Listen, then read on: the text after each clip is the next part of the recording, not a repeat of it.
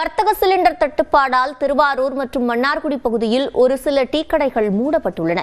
இதுகுறித்த விவரங்களை செய்தியாளர் ராஜசேகரிடம் கேட்கலாம். ராஜசேகர், தற்போது அங்கு இருக்கக்கூடிய ஹோட்டல்கள், டீ கடைகளின் நிலவரம் என்ன? சிவரஞ்சனி, நாடு முழுவதும் இந்த வளைகுடா நாடுகளில் ஏற்பட்டுள்ள இந்த போர் பதற்றத்தின் காரணமாக நாடு முழுவதும் சிலிண்டர் தட்டுப்பாடு என்பது நிலவி வருகிறது. குறிப்பாக தமிழகம் முழுவதும் இந்த வணிக சிலிண்டர்களின் தட்டுப்பாட்டின் காரணமாக உணவகங்கள், அதே போன்று டீ கடைகள், சிறு சிறு கடைகள் அனைத்தும் மூடப்பட்டு வருகிறது.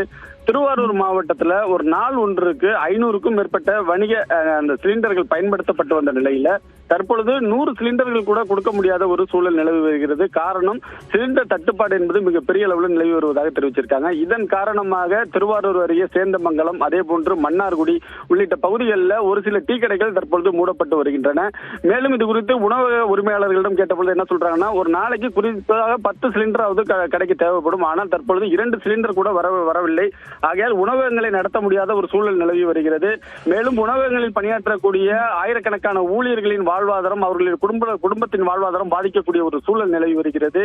குறிப்பாக வணிக நிறுவனங்களின் சிலிண்டர்களை சேமித்து வைக்கவும் உத்தரவிட்டிருக்கார்கள். என்ன காரணம் என்றால், மருத்துவமனை மற்றும் கல்லூரி மற்றும் அவங்க தங்கி படிக்கக்கூடிய மாணவர்களுக்கு தேவைப்படும் சிலிண்டர்கள் தேவைப்படுவது. ஆகையால் சிலிண்டர்களை சேமித்து வைக்கவும் உத்தரவிட்டிருக்கிறார்கள். இது மட்டும் இல்லாமல் வீட்டிற்கு பயன்படுத்தக்கூடிய சிறிய சிலிண்டர்களும் வர குறைந்து கொண்டே வருகிறது. அங்கிருந்து ஒரு நாளைக்கு 2 லோடு வர வேண்டிய நிலையில தற்பொழுது 1 லோடு மட்டுமே வந்து கொண்டிருப்பதாகவும் தெரிவித்திருக்கிறார்கள்.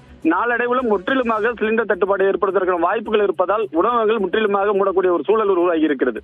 சிவரஞ்சனி, விவரங்களை வழங்கியமைக்கு நன்றி ராஜசேகர்.